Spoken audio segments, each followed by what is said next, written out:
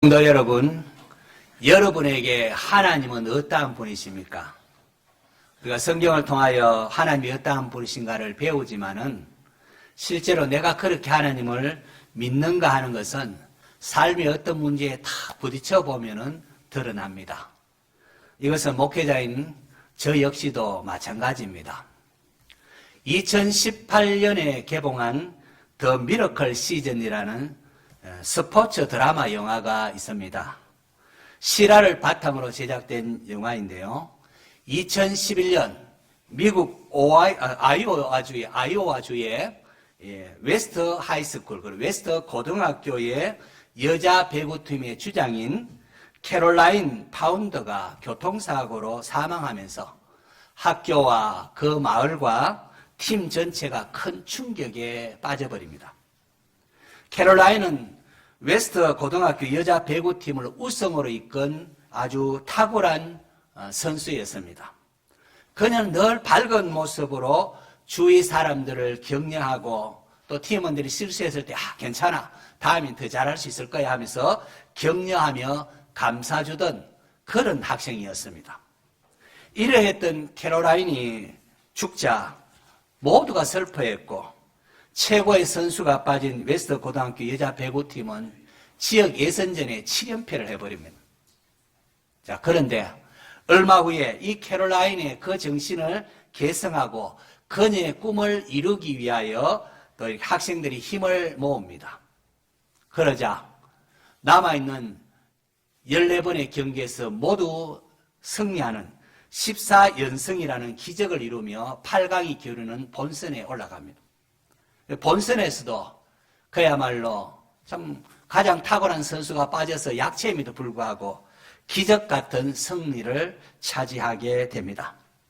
더 놀라운 것은 배구대회에 참석했던 모든 사람들이 Live like Caroline, 캐롤라인처럼 살자, 이런 구호 아래 평소에 한 번도 인사해 본 적 없던 사람들끼리 또 알지 못하는 사람들이 서로 찾아가서 인사하고 허그하며 안아주면서 그렇게 하는 그야말로 아름다운 장면을 연출을 했습니다. 저는 우리 교회도 이랬으면 좋겠거든요. 한 번도 교회 다니면서 서로 인사하지 않은 분 찾아가서 인사하고 또 안아주고 이런 모습 말입니다.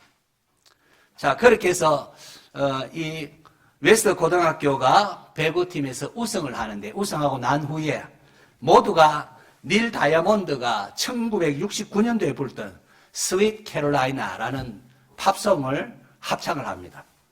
그 캐롤라이나가 영화 속에 나오는 캐롤라인과 이름이 같고 또 내용도 유사해서 그렇게 참 감격으로 다가옵니다. 저는 그 영화 가운데 목회자로서 특별히 저의 시선을 끄는 한 장면이 있었습니다. 사랑스러운 딸 캐롤라인이 죽고 난 후에 그 딸의 죽음 앞에 슬퍼하는 아버지에게 누군가가 전화를 합니다.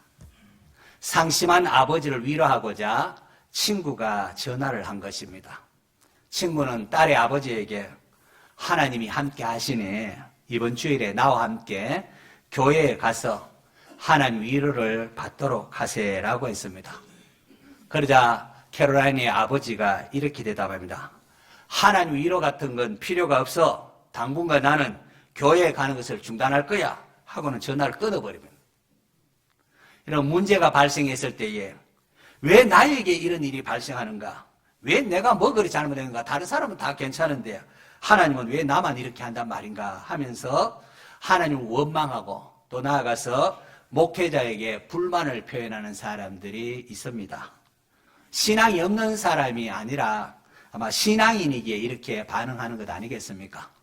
신앙이 없으면 아예 하나님 대하여 생각도 하지 않기 때문에 그럴 것입니다.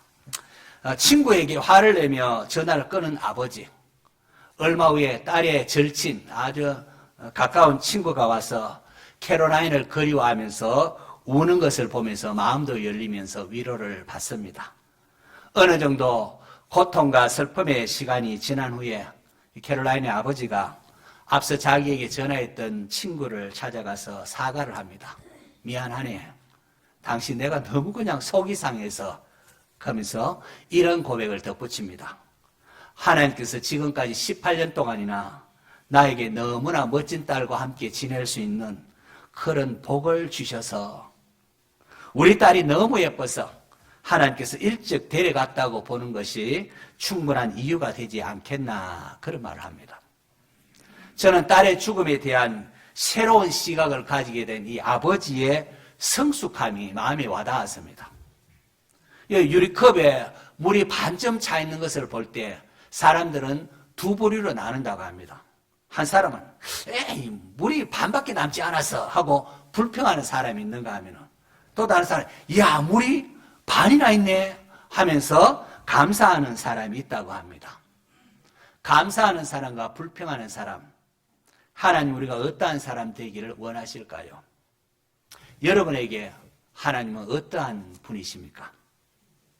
오늘 읽은 성경에 등장한 가나안 여인을 보십시오. 그녀는 귀신 들린 딸을 고치기 위하여 예수님께 나왔습니다. 주 다윗의 자손이여 나를 불쌍히 여기소서 내 딸이 흉악하게 귀신 들린나이다. 절규하면서 예수님께 도움을 청했습니다. 주 다윗의 자손이여 이렇게 부르는 것은 예수님을 하나님의 아들 메시아로 알고 찾아왔다는 겁니다. 자, 그런데 이게 웬일입니까? 예수님께서는 한마디도 그녀에게 대답하지 않아서 마치 투미인간 취급을 해버립니다. 철저히 그녀의 요구를 무시해버립니다. 하지만 그녀는 포기하지 아니하고 끈질기게 예수님께 따라오면서 도와달라고 요청을 합니다. 오죽했으면 제자들이 예수님께 그 여자가 우리 뒤에서 소리 지르며 따라오는데 그를 보내소서라고 합니다. 제자들 보기에도 계속 그렇게 하니까 딱해서 그녀의 사정을 들어주거나 아니면은 잘 이렇게 달래서 돌려보내라고 한 것입니다.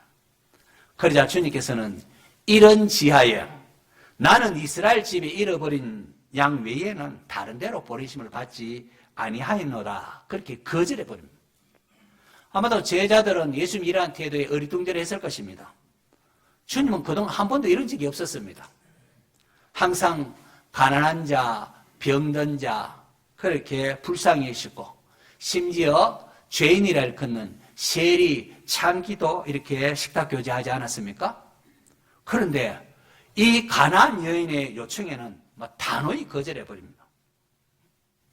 여인이 예수님의 발 앞에 나와서 절하며 주여 저를 도우소서 그렇게 애원을 할 때에 제자들은 그들이 길을 의심하는 소리를 듣습니다. 예수님께서 그 가난한 여인을 향하여 자녀의 떡을 취하여 개들에게 던짐이 마땅하지 아니하니라 하면서 인종차별의 말씀을 하셨기 때문입니다.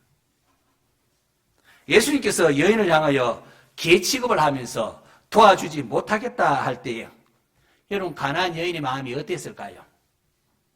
여러분 상처가 있는 사람은 누군가가 그 상처를 조금만 건드리면 그만 터져버리지 않습니까? 참지 못하는 경향이 있습니다. 가난하다, 무시하다, 가난하다고 무시하고 못 배웠다고 무시하면은 그 마음이 어떠하겠습니까? 가난한 여인은 예수님을 향하여 메시아라는 자가 어떻게 이럴 수가 있단 말인가? 도와주지 못하면은 도와줄 수 없어서 미안하다 하면서 그렇게 할 법이지 왜 이런 말을 하냐고 불평할 법합니다.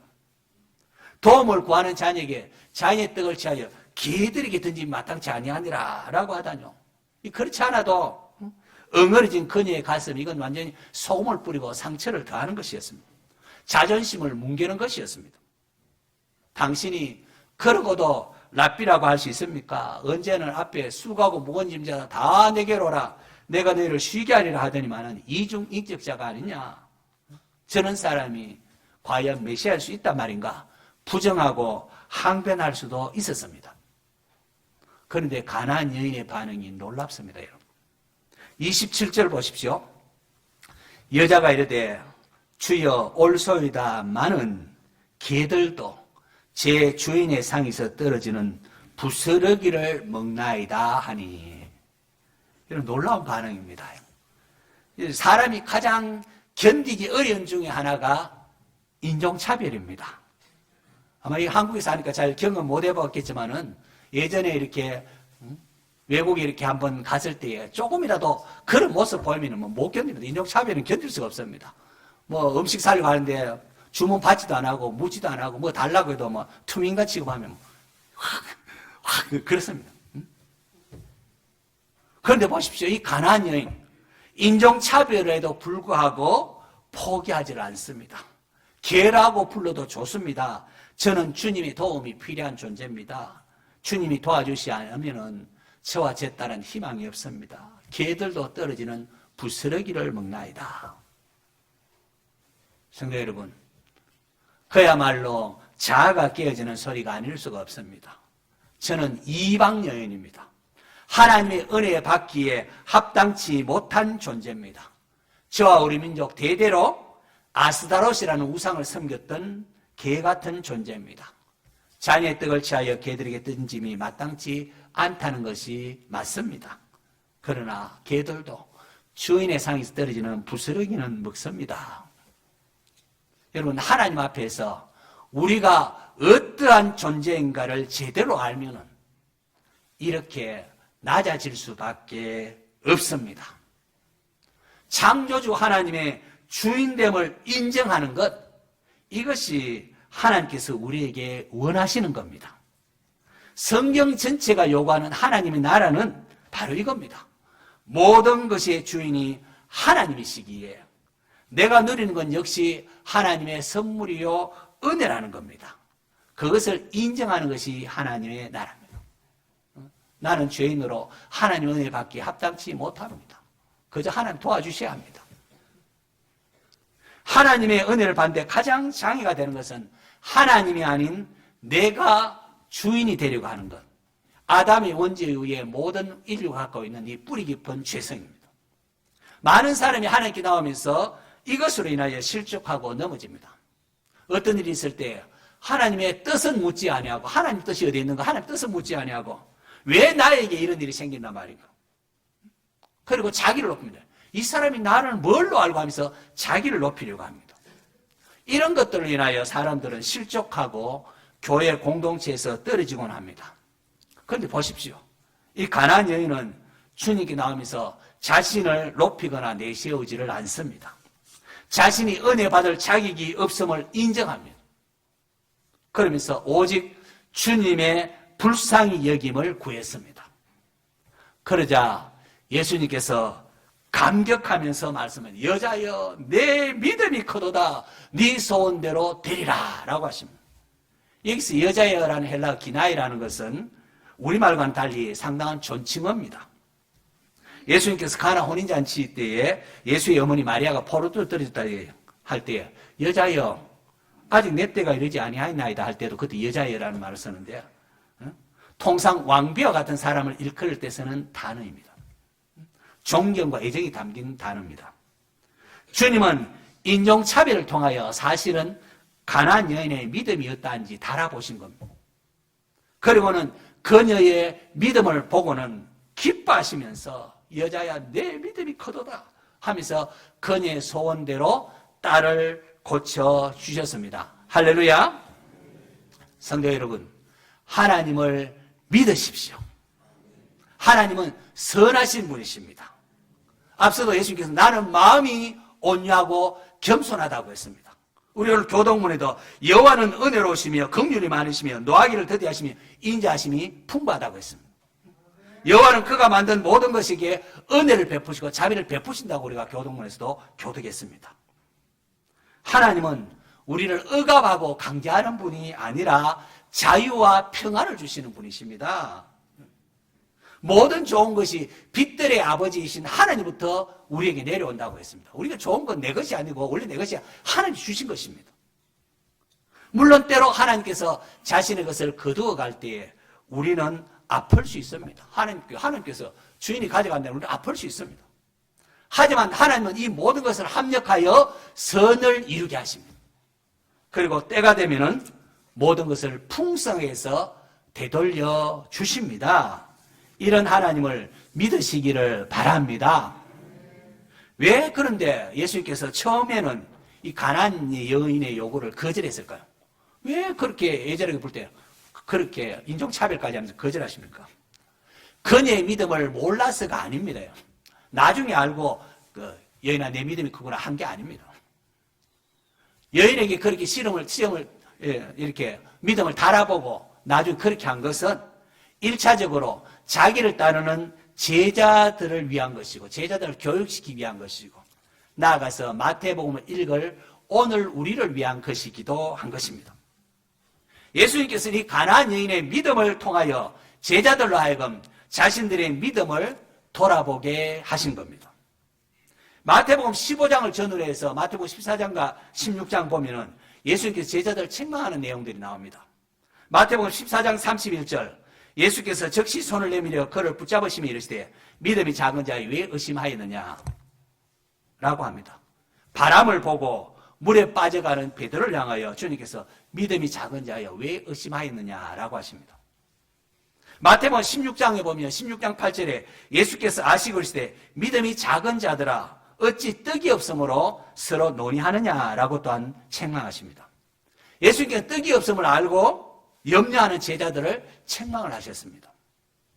예수님께서는 상황과 여건만 바라보면서 좌절하고 염려하는 제자들을 향하여 이 가나안 여인의 믿음을 보아야 한다고 말씀하고 있는 겁니다. 오늘 설교하는 오 목사도 얼마나 좌절을 하고 염려에 사로잡혔는지요. 목회를 하는 가운데 교인들과의 관계가 조금만 섭섭하다 싶으면 잠도 안 오고 심지어 목회를 그만두고 싶어 하기도 했습니다. 사소한 말 한마디에 그냥 이게 상처가 되면은 살고 싶지도 않고 교회를 훅 떠나버리고 싶었습니다. 아마도 여러분 중에도 아마 이런 경험을 하신 분들이 많을 것입니다. 어떤 문제를 탁 만나게 되면은 이 문제 앞에 그만 살고도 싶지 않고 교회도 그만두고 직장도 그만두고 모든 것을 포기하고 싶은 그런 경우 여러분 없었습니까? 그런데 열왕기상 19장에 나오는 로뎀 나무 아래에 죽기를 구했던 엘리야를 대하시는 하나님의 모습을 보면서 새로운 시각을 배웠습니다. 때때로 힘들어 못하겠다, 너무 어렵다 그렇게 할 때 하나님께서는 네가 생각하는 것보다 상황이 그렇게 나쁘지만은 않다라고 진단하십니다. 엘리야 보십시오. 엘리야가 이스라엘의 모든 선자가 죽어 나 혼자 하나님께 열심히 했는데 이제 나마저 이제 나 혼자 남은 이제 내 목숨마저 위태롭습니다 하고 하나님께 하소연을 합니다. 그래서 하나님께서 뭐라고 하십니까? 내가 이스라엘 가운데에 7,000명을 남기리니 다 바알에게 무릎을 꿇지 아니하고 다 바알에게 입맞추지 아니한 자니라 라고 하십니다. 저는 힘들 때마다 하나님의 이 음성을 기억을 합니다. 내가 생각하는 만큼 상황이 그렇게 나쁘지는 않다는 겁니다. 이게 우리를 향한 하나님의 음성입니다. 한번 따라할까요? 내가 생각하는 만큼 상황이 그렇게 나쁘지 않다. 우리는 이제 끝났다. 어렵다, 힘들다. 그렇게 나쁜 게 아니다. 라고 하십니다. 왜 우리가 좌절합니까? 왜 불평하고 왜 염려합니까? 그것은 내 힘으로 하는 줄 착각하기 때문에 그렇습니다. 저는 하나님께서 엘리야에게 하신 말씀을 통하여 목회를 내가 하는 줄로 착각했구나 라는 것을 깨달았습니다. 내가 하는구나 생각하니까 그러니까 문제를 탁 만나니까 힘들거니까 하나님 이제 못 살겠어. 살기 싫습니다. 내 생명을 거두어 가소서. 나도 내 조상들보다 낫지 못합니다. 그렇게 말하는 것이죠. 나름대로 교회다운 교회를 꿈꾸고 목회를 하고자 하는 나는 당신과 다른 이런 목회할 거야 하면서 나름대로 자존심을 내세웠지만 착각이었습니다. 그건 원래부터 내가 할 수 있는 게 아니었습니다. 일을 이루시는 분은 하나님이십니다. 누가 한다고요? 하나님이 하십니다. 하나님이 하시는데 내 힘으로 하려고 하다가 안 되고 포기하고 이렇게 낙심하는 거죠. 그게 그렇지 않다는 겁니다. 하나님께서 하사엘에게 기름 부어 아람 왕 되게 하고 예후의 기름 부어 이스라엘 왕 되게 하고 엘리사의 기름 부어 선자 되게 하라는 것은 하나님 역사의 주관자라는 겁니다. 왕을 세우고 무너뜨리는 하나님이 하신다는 겁니다. 오늘 본문 바로 다음이 나오는 것이 예수님께서 떡 7개와 생선 2마리 가지고 4,000명을 배불리 먹이는 이적입니다. 주님께서 그 이적을 베푸시기 앞서서 이렇게 말씀하십니다. 마태복음 15장 32절에 예수께서 제자들을 불러 이르시되 내가 무리를 불쌍히 여기노라. 누가 무리를 불쌍히 여긴다고요? 예수님이. 예수님이 내가 이 무리를 불쌍히 여기노라. 내가 무리를 불쌍히 여기노라. 내가 불쌍히 여기노라. 이게 원어로 보면 강조가 되어 있습니다. 제자들은 우리가 이 광야에 있는데 어디서 이 많은 무리를 먹일 만큼 떡을 얻겠습니까? 라고 염려할 때 예수님께서는 내가 무리를 불쌍히 여긴다. 그렇게 말씀하십니다. 그러면서 떡 7개와 생선 2마리 가지고 4,000명을 배불리 먹이는 놀라운 기적을 베풀어 주십니다. 그리고 여러분, 오늘 본문 또 오늘 15장인데 14장에 또 바로 앞장에 보면은 보리떡 5개, 물고기 2마리 가지고 5,000명 넘는 많은 사람을 또 배불리 먹이는 또 기적이 나옵니다. 그때도 제자들이 주님, 우리가 가진 것은 어린아이 도시락에 보리떡 5개, 물고기 2마리 뿐입니다. 라고 했지만은 예수님께서 큰 무리를 보시고 불쌍히 여기시고 불쌍히 여기사 오병이의 기적을 베푸신 겁니다. 성도 여러분, 우리 주님은 하나님을 떠나 유리방황하고 있는 우리 인생을 불쌍히 여기시는 분이십니다. 자비와 긍휼이 한이 없으신 분이십니다. 그래서 하늘 보좌를 버리고 이 땅에 사람이 오셔서 십자가에서 우리의 죄를 대신 담당하신 겁니다. 예수님이 행하신 여러 가지 이적들은 바로 그러한 궁극적인 하나님의 사랑을 우리에게 나타내는 그런 표적이었습니다. 오병이어 그냥 떡 먹고 배부른 그게 아니라 내가 하늘로부터 내려온 산떡이라, 그걸 사실은 주님께서 궁극적으로 말씀하고 싶어 하신 것이었습니다. 중요한 것은 주님을 향한 믿음입니다. 우리 주님이 어떠한 분이신가 알고 그 믿음을 신뢰하는가 하는 겁니다. 제자들은 수시로 환경을 바라보며 좌절하고 낙심했습니다. 이는 바람 슉 불 때예요. 그걸 바라보면 베드로는 물속에 빠져들었고, 떡을 가져오지 않았다고 제자들 어떡하면 좋냐, 떡 가져오지 않았다 걱정을 했습니다. 이러한 제자들을 교육시키기 위하여 예수님은 가나안 여인의 믿음 보여주신, 하나님 주님이 원하시는 믿음이 어떤가 보여주신 겁니다. 인종차별의 모욕을 감수하면서도 주님을 주님됨으로 인정하고 끝까지 주님을 따름으로 문제 해결함을 받는 이 가나안 여인의 큰 믿음 말입니다. 주님은 오늘 말씀 듣는 저와 여러분에게도 동일한 음성으로 다가오십니다.